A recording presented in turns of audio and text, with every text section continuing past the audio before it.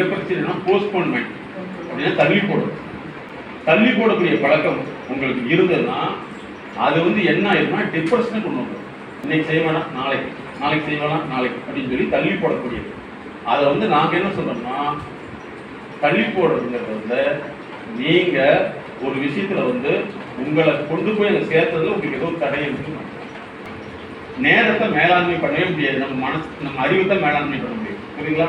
காலையிலத்துக்கு மதியம் போட முடியுமா? மதியானத்துக்கு காலையில் போட முடியுமா? ஆனா நம்ம அறிவை வச்சு பயன்படுத்திக்கலாம். அதனால இனிமையா யாராவது உங்களை தப்பா நினைக்கிறாங்க, நீங்க தப்பா நினைக்காதீங்க. தப்பா நினைக்கிறது அவங்களுடைய தப்பான நினைப்பு.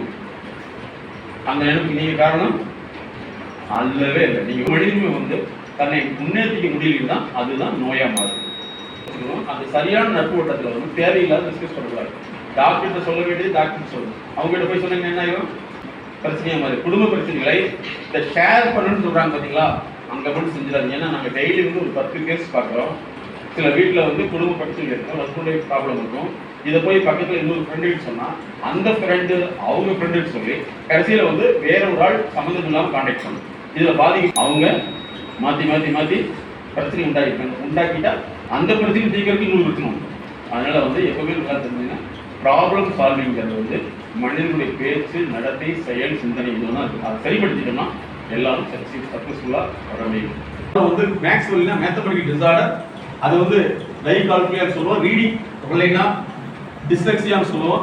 அதே மாதிரி வந்து அவங்க பேச முடியல டைகிராசியான்னு சொல்லுவோம். அதே மாதிரி அவங்க எழுத முடியலன்னா டைகிராஃபியான்னு சொல்லுவோம். இந்த பிரச்சனைகள் குழந்தைகளுக்கு இருக்கிறதுனால தான் தொடர்ந்து படிப்படி சொல்லி மனப்பாடம் பண்ணி தான் எழுதுறாங்க. சரியா? அதனால அந்த மாதிரி உள்ளவங்க தான் வேலைக்கு வருவாங்க அல்லது வேலைக்கு இருப்பாங்க. நீங்க புரிஞ்சுக்கிட்டு அவங்களுக்கு நீங்க புரியுதான்னு கேட்டா புரியாது அப்படிங்கிறத புரிஞ்சுக்கிட்டு தெளிவா எடுத்து சொல்ல முயற்சி பண்ணலாம். வேலையே செய்யாம வளர்றாங்க அப்படின்னா குழந்தைங்க வேலையே செய்யறது இல்லை.